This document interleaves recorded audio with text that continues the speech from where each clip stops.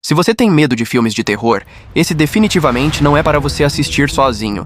Nesse filme de terror pós-apocalíptico, a história se passa anos após o grande arrebatamento que deixou a Terra devastada e com poucos sobreviventes que eram constantemente caçados por criaturas demoníacas chamadas de queimados. Dois desses sobreviventes se chamam Kenan e Azrael, que além de fugir dos queimados, ainda tinham que lidar com fanáticos de um culto religioso que acabaram capturando o casal na floresta, e o objetivo deles era usá-los como oferenda para as criaturas demoníacas. E Azrael foi escolhida para ser o primeiro sacrifício. Ela foi levada até o local de adoração dos fanáticos que a amarraram em uma cadeira de pedra.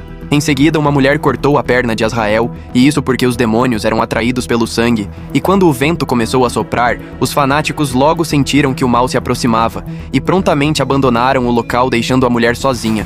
E no momento seguinte, Azrael viu um movimento na floresta, e isso a deixou apavorada, ao perceber que o queimado estava se aproximando para pegar a oferenda dos cultistas. Desesperada, ela começou a tentar se libertar das cordas que estavam muito bem amarradas, mas por um milagre, ela conseguiu desprender uma mão. E ao ver isso, um dos cultistas tentou segurá-la a fim de não permitir que ela escapasse.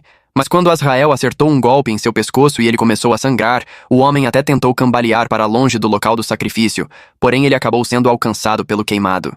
E a mulher pôde ver a criatura sangrar o pescoço do homem e, em seguida, beber seu sangue e os fanáticos começarem a emitir sons estranhos semelhantes a grunhidos de adoração aos espíritos demoníacos.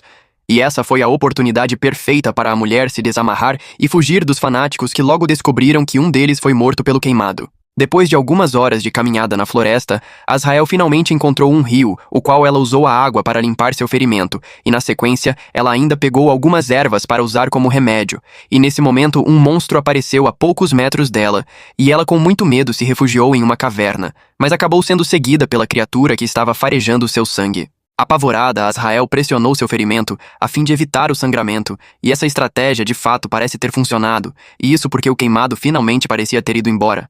Mas ele acabou voltando, e só então ele partiu de vez, e a mulher respirou aliviada, e se preparou para partir quando se lembrou do seu namorado que estava sendo mantido refém, e por isso ela decidiu voltar para resgatá-lo.